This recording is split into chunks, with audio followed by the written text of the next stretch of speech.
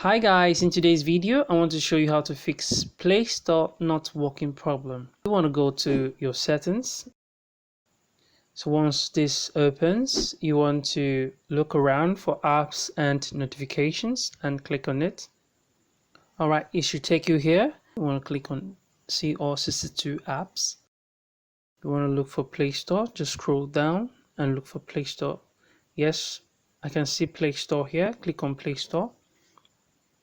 Okay, it will take you to this interface. What you want to do is you want to click on force stop.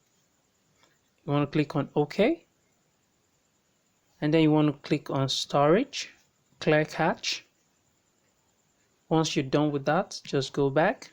You can go back to your Play Store and open it now, and it should work very fine. So guys, this is how to fix Play Store not working problem. See you in the next video.